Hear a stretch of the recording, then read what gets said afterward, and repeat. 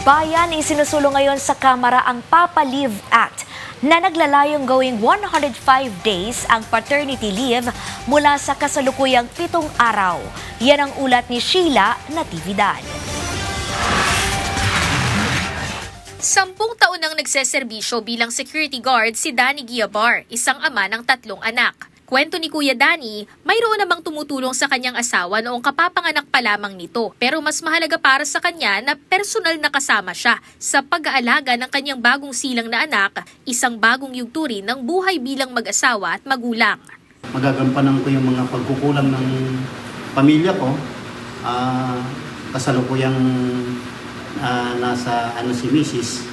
nasa hindi magandang kasi nanganak.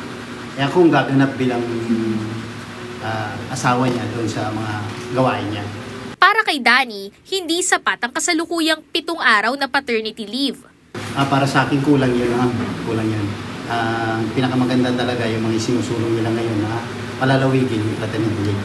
Isinusulong ngayon ni Akbayan Party List Representative Chel Jokno ang House Bill 9891 o ang Paternity and Parental Leave na mas kilala bilang Papa Leave Act. Layo nitong palawigin ang paternity leave mula sa 7 araw patungong hanggang 105 days. Sa ilalim ng panukala, may 90 days ng continuous leave para sa live childbirth. May 60-day leave naman para sa miscarriage o emergency termination of pregnancy. May karagdagan pa itong 15-day parental leave na pwedeng gamitin sa loob ng 1 taon mula sa panganganak. Sa suma total, aabot sa hanggang 105 days ang isinusulong na leave benefits. Layunin din ng panukala na mas mapalakas ang papel ng mga ama sa pag-aalaga ng anak at mapatibay ang ugnayan ng pamilya sa kritikal na unang buwan ng isang bata.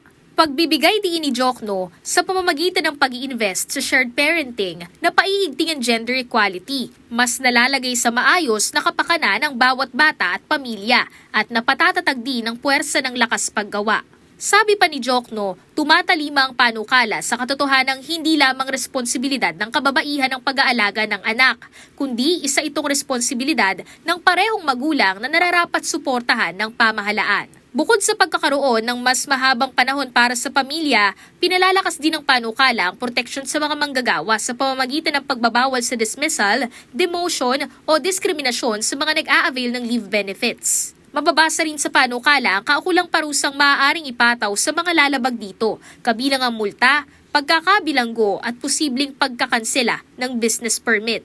Pinalalawak din ito ang saklaw ng paternity benefits para maisama ang non-marital fathers, caregivers at mga manggagawa sa informal sector basta't sumusunod sa kontribusyon sa Social Security System o SSS. Inaasahan na magiging malaking tulong ang panukala sa mga ama na nagnanais na mas makasali sa pag-aaruga ng kanilang mga anak at sa pagpapatibay ng kapakanan ng pamilya sa mga unang yugto ng buhay ng isang bata.